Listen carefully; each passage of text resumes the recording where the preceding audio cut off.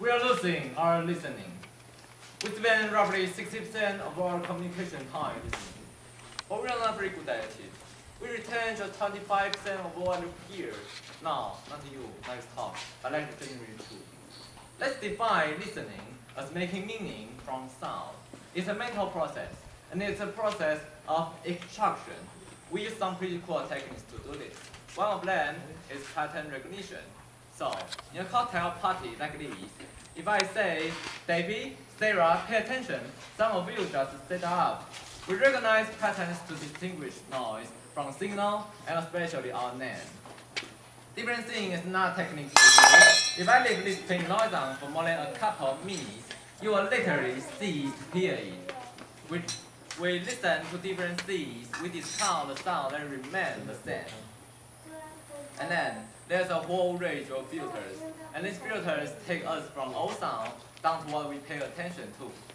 Most people are entirely unconscious of these filters, but they actually create our reality in a way because these filters tell us what we are paying attention to right now. Give you one example that intention is very important in sound in listening. I guess many men, even some of you, when you marry your wife, you promised her that you will listen to her every day as if for the first time. Now, that must be something you fail on a daily basis. But it's a great intention to have in a relationship. But that's not all. Sound places us in space and in time. If you close your eyes right now, you are aware of this place from vibration and bouncing of sound over the surface. And you are aware of how many people are around you because of the micro noises you are receiving. And the sound places us in time as well, because sound always has time embedded in it. In fact, I would suggest that our listening is the main way that we experience the flow of time from past to future. So, sonority is time and meaning, a great quote. I said at the beginning, we are losing our listen. Why did I say that? Well, there are a lot of reasons for this. First of all, we invented ways of recording. First writing, then audio recording, and now video recording as well. The premium on accurate and careful listening has simply disappeared. Secondly, the world is now so noisy. With this cacophony going on visually and auditorily, it's just hard to listen. It's tiring to listen. Many people take refuge in headphones, but let them be. Public space like this shares soundscape into millions tiny little personal sound bubbles. In this scenario, nobody listens to anybody. We are becoming impatient. We don't want oratory anymore. We want sound bites. And the art of a conversation has been replaced, dangerously, I think, by personal broadcasting. I don't know how much listening there is in this conversation, which is relatively common, especially in Taiwan. We are becoming desensitized. Our media has screamed at us with this kind of headline in order to get our attention. And that means it's harder for us to pay attention to the quiet, the subtle, the understanding. This is a serious problem that we are losing our listening. This is not trivial, because listening is our access to understanding. Conscious listening always creates understanding, and only without conscious listening can these things happen. A world where we don't listen to each other is a very scary place indeed. So I like to share with you 3 simple exercise tools you can take away with you to improve your own conscious listening. Would you like that? Yes. Good. First is silence. Just 3 minutes silence of a day is a wonderful exercise to restrain your ear and to recovery, so that you can hear the quiet again. If you can't get absolute silence, go for quiet. That is absolutely fine. Second, I call this the mixer. So even if you are in a noisy environment, and we all spend a lot of time in places like this, listen to the coffee bar for how many channels can I hear? How many individual channels can I hear? This is, you can do it in a beautiful place as well, like in a lake. How many birds are here? Where are they? Where are these people? Ah. This is a great exercise to improving the quality of your listening. Finally, this exercise I call savoring. So it's a beautiful exercise. It's about enjoying Monday sound. This, for example, is my tempo drive. It's words 1, 2, 3, 1, 2, 3, 1, 2, 3. I love it. Oh, just try this one. Wow. So Monday sound can be really interesting if you pay attention. I call it the hidden quiet. It's around us all the time. I believe that every human being needs to listen consciously in order to live fully.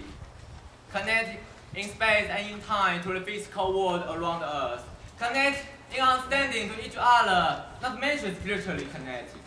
Because every spiritual path I know of has listening and contemplation at its heart. That's why we need to teach listening in our school. Why not taught this crazy?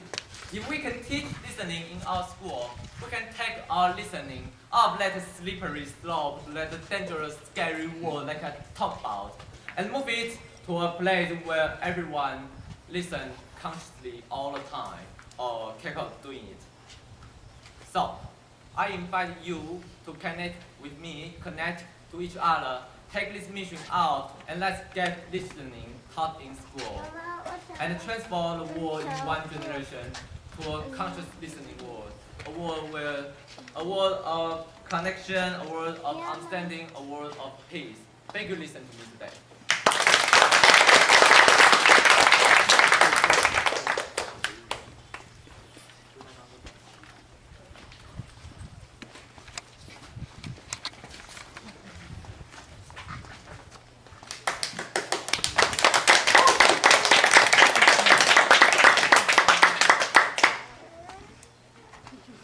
Don't talk to strangers.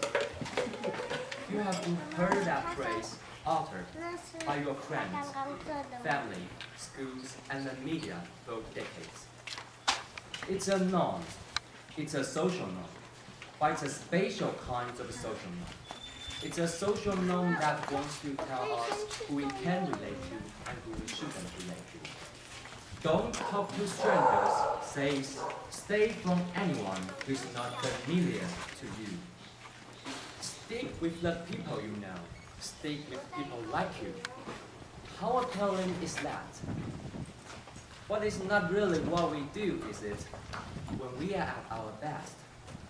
When we are at our best, we reach out to people who are not like us.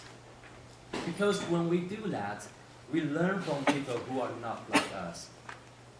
My phrase for this value of being with not like us is strangerness. My point is that in today's digitally intensive world, strangers are quite frankly not the point. The point we should be worried about is how much strangerness are we getting? Why strangerness? Because our social relations are increasingly mediated by data. And data turns our social relations into digital relations. And that means that our digital relations now depend extraordinarily on technologies. And that means that our digital relations now depend extraordinarily on technology to bring to them a sense of robustness, a sense of discovery, a sense of surprise and unpredictability. Why not strangers? Because strangers are a part of a world of real rigid boundaries. They belong to a world of people I know versus people I don't know. And in the context of my digital relations, I am already doing things with people I don't know. The question isn't whether or not I know you. The question is, what can I do with you? What can I learn with you? What can we do together that benefits us both?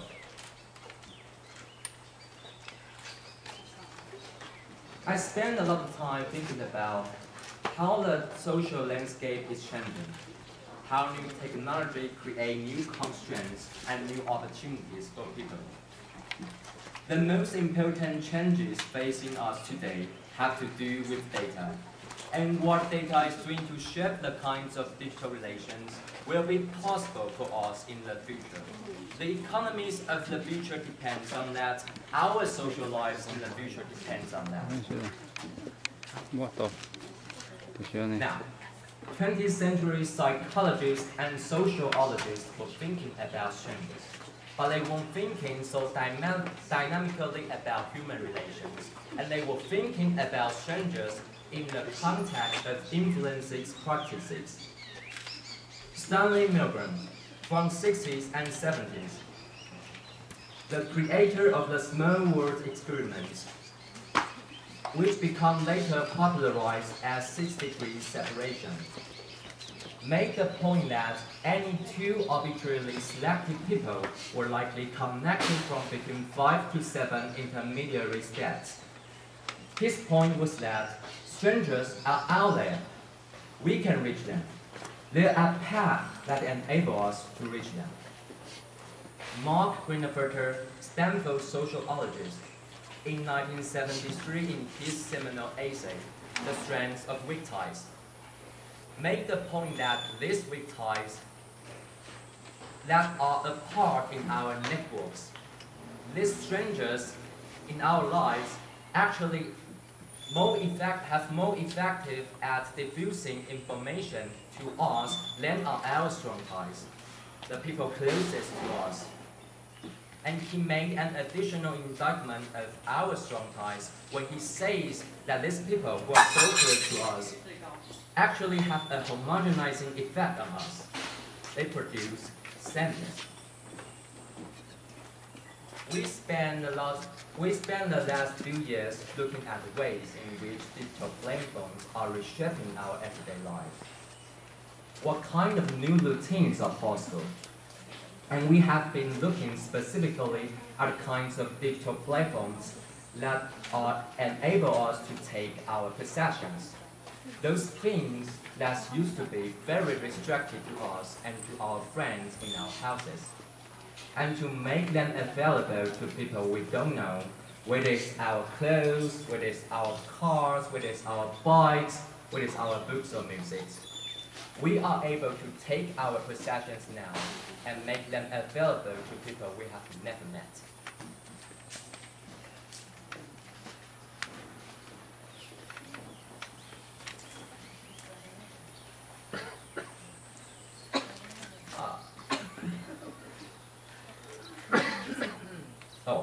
And we have finally made concluded a very important insight, which was that as people's relationships to the things in their lives change, so do their relations with other people.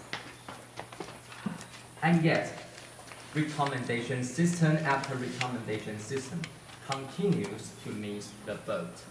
It continues to try to predict what I need based on some past characterizations of who I am or what I have already done. Security technology after security technology continues to decide data protections in terms of threats and attacks, keeping me locked into real rigid kinds of relations. Categories like friends and family and contacts and colleagues don't tell me anything about my actual relations.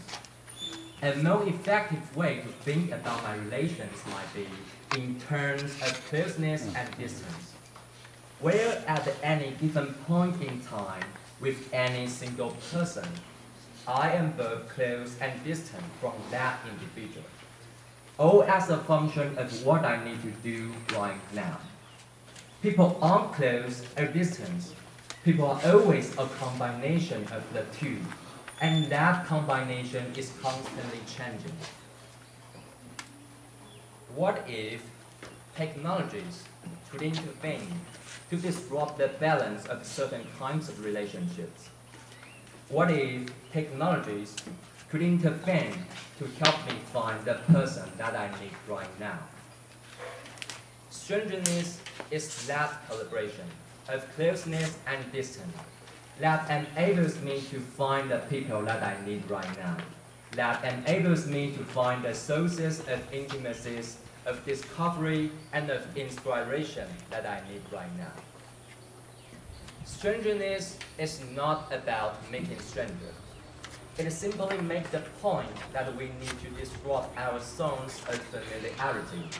So juggling those zones of familiarity is one way to think about strangeness. What interesting questions lie ahead of us in this world of no strangers? How might we think differently about our relations with people? How might we think differently about our relations with distributed groups of people? How might we think differently about our relations with technologies? Things that effectively become social participants in their own rights. The range of digital relations is extraordinary.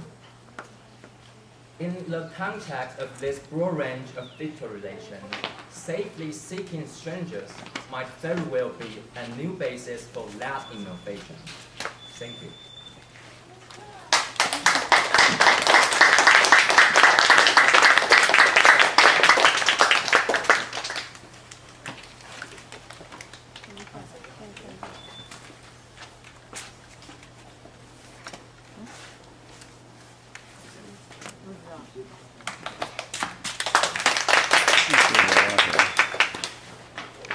There are these two young fish swimming along, and they happen to meet an older fish swimming the other way, who not evidently safe, warning voice of the water.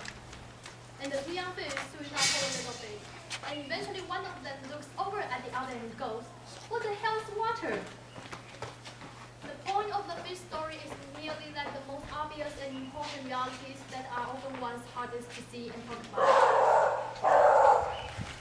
Stated as an English sentence, of course, this is just one of platitude. But the fact is that in the day-to-day trends of adult existence, the platitude can have life or death importance. The plain fact is that your graduating senior do not yet have any clue what day in, day out really mean. There happens to be a whole large part of adult American life that nobody calls the bond commencement speech. One such part involves boredom, routine, and petty frustration. The parents and older folks here will know too well what I'm talking about. By the way of example, let's say it's an average adult day, and you get up in the morning, go to your challenging white-collar college graduate job, and you work out for 8 or 10 hours, and at the end of the day you are tired and somewhat stressed, and all you want is to go home and have a good supper, and then maybe unwind for an hour.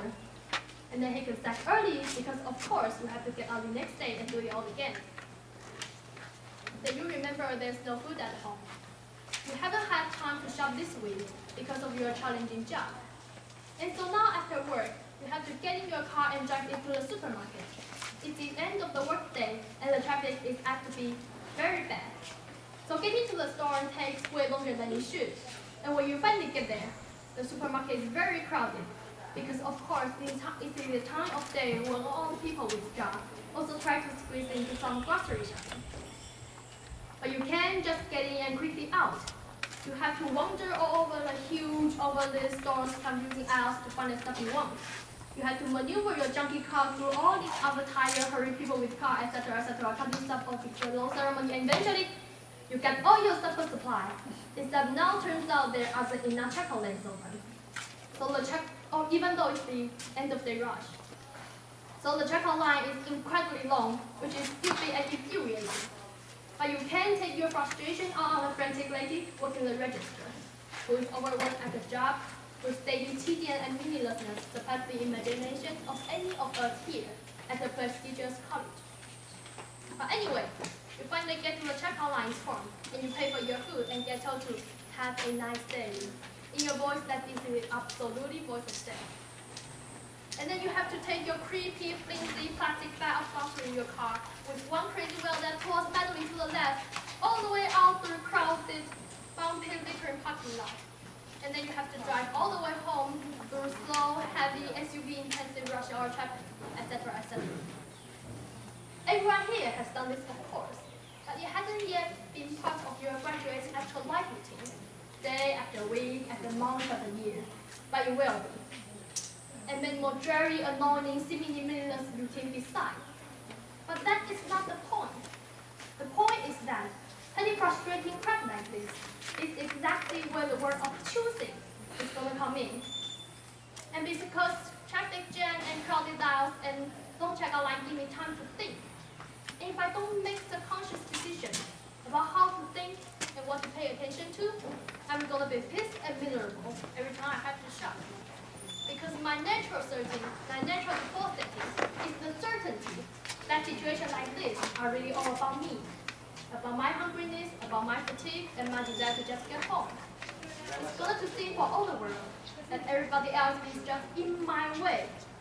So, who are all these people in my way? And look at how repulsive most of them are.